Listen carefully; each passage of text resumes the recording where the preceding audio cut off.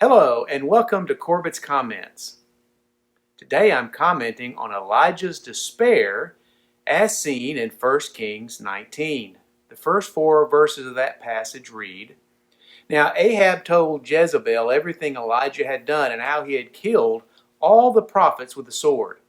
So Jezebel sent a messenger to Elijah to say, May the gods deal with me, be it ever so severely, if by this time tomorrow I do not make your life like that of one of them. Elijah was afraid and ran for his life. When he came to Beersheba in Judah, he left his servant there, while he himself went a day's journey into the wilderness. He came to a broom bush, sat down under it, and prayed that he might die. I have had enough, Lord, he said. Take my life. I am no better than my ancestors. From that passage of Scripture, we might get the impression that the prophet Elijah had been a failure and that he was running away because he had lost a battle. Nothing was further from the truth, however. Elijah had just orchestrated the showdown on Mount Carmel in which God showed up and God showed out. God demonstrated his mighty power, and Baal was shown to be a fraud. The prophets of Baal were all killed, and righteousness had been restored in Israel. It was all good, right? Well, apparently not so much. You see, humans have a strange but inescapable tendency to give into our fears. On several occasions during World War II, the admirals of the Imperial Japanese Navy won tactical victories over Allied warships, but then turned away from vulnerable groups of transport ships and retreated. In the same way, Admiral Nagumo won a stunning victory at Pearl Harbor, but he flinched at sending in a third airstrike, which would have made the victory even greater and would have crippled the ability of the U.S. Navy to strike back for months or even years to come.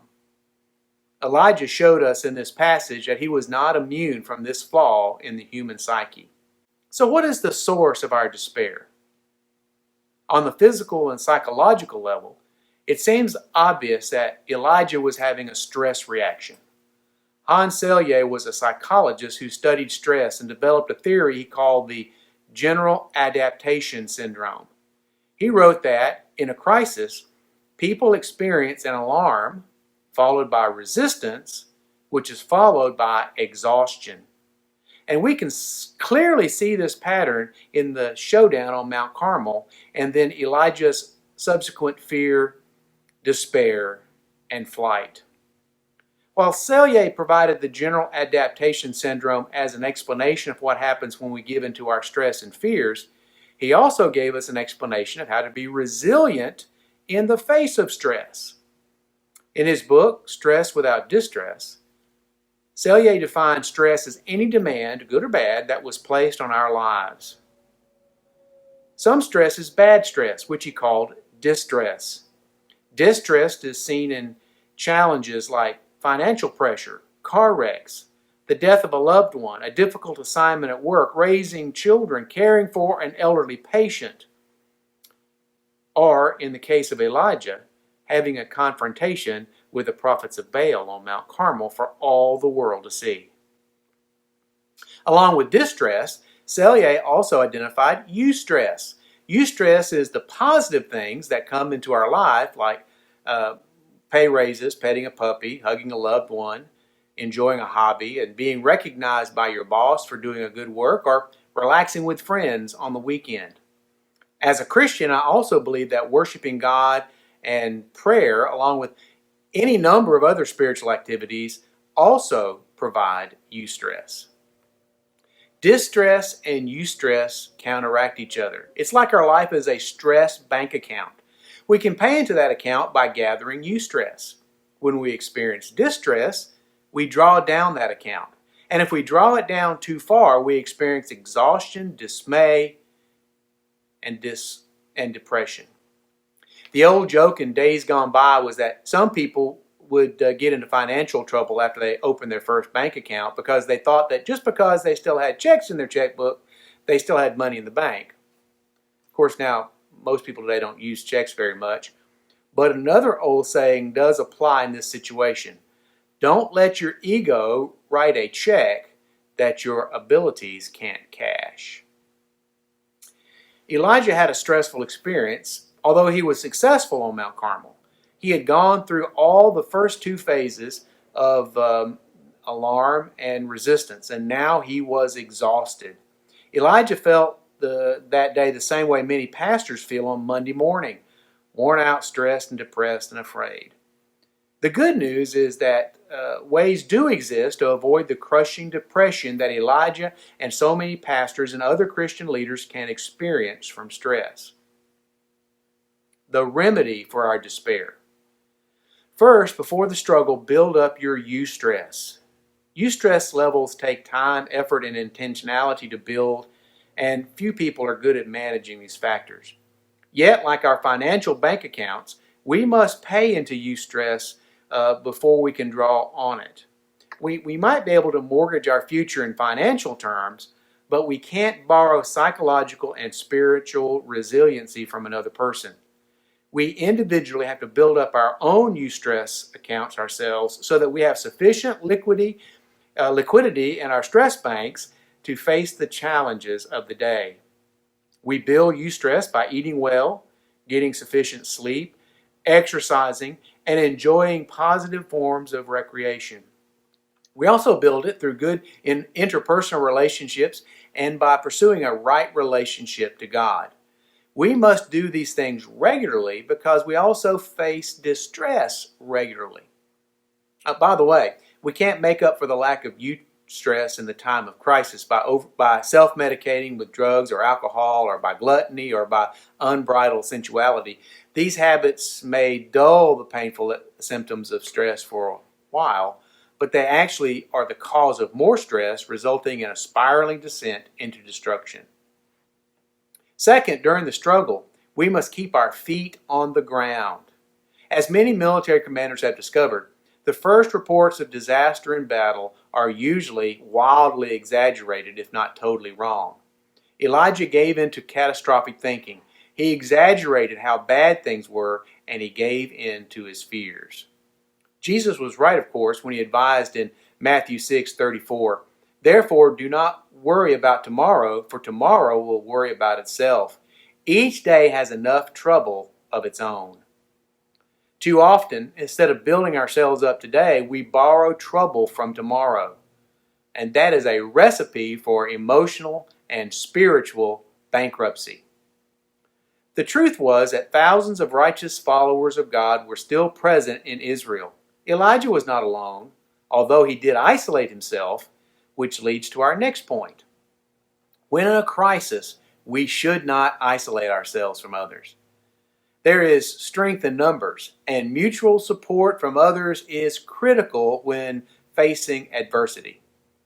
Jesus, of course, knew this, and he sent out the 12 to do ministry 2 by 2, just as he did later with the 70. It is instructive to note that when Peter betrayed Jesus, he was alone. But early in the evening, when Jesus was praying in the garden before his arrest, he was surrounded by his closest companions in his time of crisis. However, Jesus was alone on the cross when he cried, my God, why have you forsaken me?" Elijah was alone during his crisis of stress, and he had no friend or colleague to encourage him or bring him back to the reality of his situation. Finally, we need to remember who it is that we serve. Like God did with Elijah, he will reveal himself to us in our time of crisis. The Lord said, "Go out and stand on the mountain in the presence of the Lord, for the Lord is about to pass by." Then a great and powerful wind tore the mountains apart and shattered the rocks before the Lord. But the Lord was not in the wind. After the wind there was an earthquake, but the Lord was not in the earthquake. After the earthquake came a fire, but the Lord was not in the fire. And after the fire came a gentle whisper. When Elijah heard it, he pulled his cloak over his face and went out and stood at the mouth of the cave. Then a voice said to him, "What are you doing here, Elijah?" And that is from 1 Kings chapter 19, verses 11 through 13. What a great question. What are you doing here, Elijah? He was there in that dark place because he'd forgotten who he was serving. When we confront crisis, we need to remember who it is that we serve. We don't own our ministries, our families, or even our own lives. As a follower of Christ, we are servants of the Most High God, and we are stewards of everything He has entrusted to us. But while God expects us to be diligent and to be obedient, He does not expect us to be the ones who bring success. He reserves that right and privilege to Himself. As Paul said to the church at Corinth, "So neither the one who plants nor the one who waters is anything, but only God who makes things grow. The one who plants and the one who waters have one purpose, and they will each be rewarded according to their own labor. For we are co-workers in God's service. You are God's field, God's building." Much stress is brought into our lives when we make ourselves responsible for matters which belong to someone else. The success and failure of our ministry efforts is best left in God's hands. As we remember who we serve, we also need to remember that God knows our weaknesses and our frailties. Jesus Himself recognized that in humans. He said the spirit is willing, but the flesh is weak. Paul also recognized this and encouraged the church at Rome by teaching them that the Spirit helps us in our weakness. So God not only brings the increase, but He also empowers us to serve Him. How can we go wrong when we access His power through maintaining a close relationship with Him? As we sing in the classic hymn, "For I know whom I've believed, and am persuaded that He is able to keep that which I've committed unto Him against that day." In conclusion, any soldier who goes into battle untrained, unprepared, ill-equipped, and alone is bound to suffer a defeat. Like the one who brings a knife to a gunfight, many Christians are overconfident and self-assured until the reality of life sets in. As Mike Tyson has said, everyone has a plan until they get punched in the mouth. And life has a way of punching us in the mouth, even when we experience success, much less when we experience failure. Like Elijah, we all will experience a dark day of the soul, sooner or later. Let's prepare for that day of challenge in advance so that we can bring glory to the God who deserves our trust, loyalty, devotion, and our good witness in word, deed, and attitude. Every blessing. I'm Dr. Otis Corbett.